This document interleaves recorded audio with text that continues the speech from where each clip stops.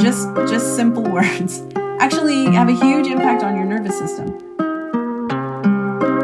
Soms moet je maar juist de goede maken en niet meer of niet min. Het wien waarop dat je terug van jezelf niet meer kan verzinnen. Een goed gesprek is therapeutisch, een vibe is fysisch voelbaar. Je mist de charme van de weg waar je blindelings naartoe start. Dus investeer in hetgeen dat onderweg je pad kruist. Heeft dan de meisje van dat onderwerp niet aanstoot. Dat je zelf juist van plan zit voor het gesprek te steuren en die lustert. Houd die connection nooit niet lange deuren, laat de stoppen aan de weg bouwen. Hoe bouw je piramides één voor één je eigen ding nu zonder coöperatieve initiatief. Of topen in team, we zijn er voor elkaar te heel, nou we zelf niet van hoop meer zien. Ik zie ook maar het ween, hij zit ook maar het ween. Niemand is beter dan een ander, zeggen ze, ook al geloven ze het niet. Blijf dat aan trouw aan je principes en je innerlijke woorden. Dat is prijsloos, dat kunnen ze nooit niet kopen van gie. Pure magie, hoe dan de woorden veel betekend zijn. Je kunt ermee inbreken of weer tot leven brengen. De kracht van onze spraak, we formuleren spreuken. Elke letterreep dat je spelt, neigt naar woorden dat vleuen. Pure magie, hoe dan de woorden zo creërend zijn.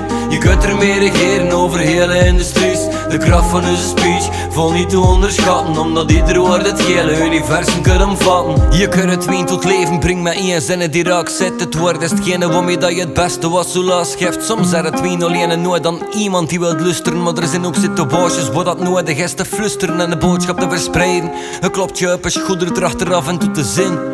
Gewone zin, want we worden ons aan ouder. Onze dagen worden korter, dat er weinig meisjes in die met aandacht naar je orden kost dus niks. Voelt investeren in de kracht van vriendschap en de woorden dat we weer krijgen is het wat er niks. Zult niet te max zijn op de hele wereld, af en toe plezier. Had wel mijn liefde en compassie, is dat rappen gefixt. Zegt alleen wat hij doet alleen wat hij zegt. Want ieder woord dat wordt misbruikt, geeft het lelijke effect. Dat de zin van het leven onverstaanbaar wordt in het proces. Wat duurt dat we rondzwerven in een duistere plek. Pure magie, hoe dan de woorden veel betekend zijn. Je kunt ermee inbreken of weer tot leven brengen. De kracht van onze spraak, we formuleren spreuken. Elke letterreep dat je spelt, neigt naar woorden dat vleuen. Pure magie, hoe dan de woorden zo creërend zijn. Je kunt ermee regeren over hele industries.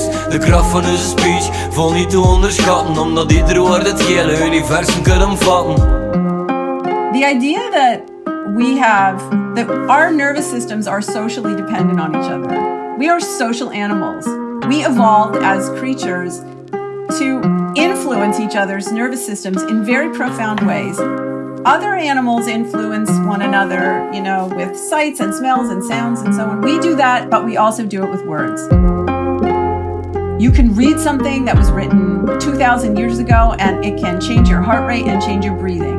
I can text 3 little words to my friend who lives halfway around the world. She doesn't have to see my face, she doesn't have to hear my voice, but I can change her metabolism with those 3 little words. Right? We have language. The parts of the brain that are involved in us speaking and understanding language are exactly the same parts of the brain that regulate your heart, your lungs, your immune system, and so on. So we have these socially dependent nervous systems, but we live in a culture that prizes individual rights and freedoms. That's a bit of a conflict. Pure magie, hoe dan de woorden veel betekend zijn. Je kunt ermee inbreken of weer tot leven brengen. De kracht van onze spraak, we formuleren spreuken. Elke letterreep dat je spelt, neigt naar woorden dat vleuen. Pure magie, hoe dan de woorden zo creërend zijn. Je kunt ermee regeren over hele industries.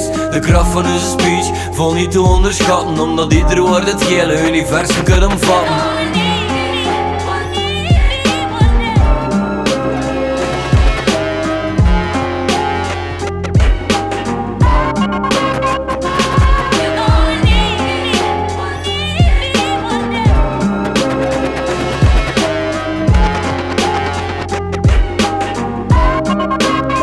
And it's a bit of a conflict that is worth having some discussion about, particularly when we find ourselves living in an environment and even maybe cultivating that environment of cultural brutality, where people just say the most outrageous things to each other without thinking about the impact that those words will have, right? It's fine to have freedom to say what you want to say, but you also have to think about what the impact is of what you say.